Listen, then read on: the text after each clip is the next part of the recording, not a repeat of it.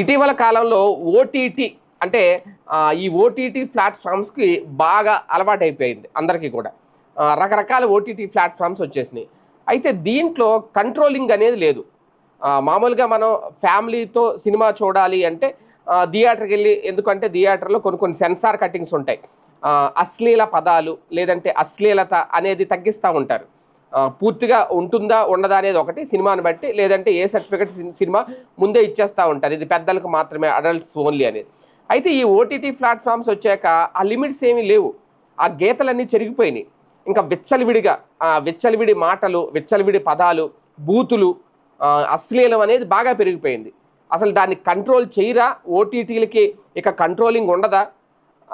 తెలుగు కానివ్వండి, హిందీ కానివ్వండి, ఇంగ్లీష్ కానివ్వండి, రకరకాల ఏ భాష అయినా కానీ ఓపెన్గా మాట్లాడేస్తున్నారు, ఓపెన్గా బూత్ పదాలు మాట్లాడేస్తున్నారు, అశ్లీలత పెరిగిపోయింది.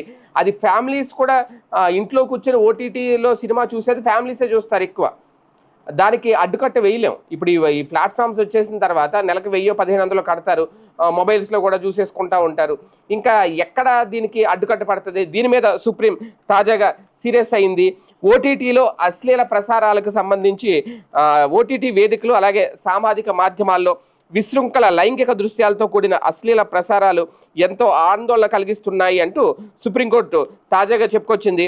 ఆయా వేదికలపై లైంగిక విచ్చలవిడితనంతో కూడుకున్న ప్రసారాలని నిషేధించాలంటూ దాఖలైన పిటిషన్పై సమాధానం చెప్పాలి అంటూ కేంద్ర ప్రభుత్వానికి అలాగే ఇతరులకు కూడా నోటీసులు జారీ చేసింది.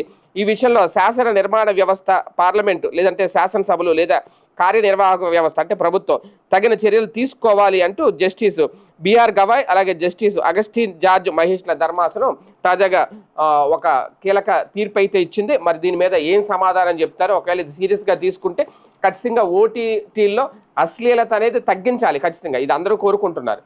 లేదు అంటే ఇప్పటికే బయట చిన్న చిన్న పిల్లల మీద కూడా, బాలికల మీద రేపు, ఏదో మైనర్ బాలిక మీద రేపు, ఇలాంటి వార్తలు ఎందుకు చూస్తున్నాం? అశ్లీలత పెరిగిపోతోంది. విచ్చలవిడి శృంగారానికి ఇప్పుడు వేదిక అయిపోతుంది మొబైల్ లేదంటే ఇటువంటి ఓటీటీ ప్లాట్ఫామ్స్. అందుకే సుప్రీంకోర్టు సైతం సీరియస్ అయింది. మరి దీనికి ప్రభుత్వాలు ఏం సమాధానం చెప్తాయో చూద్దాం.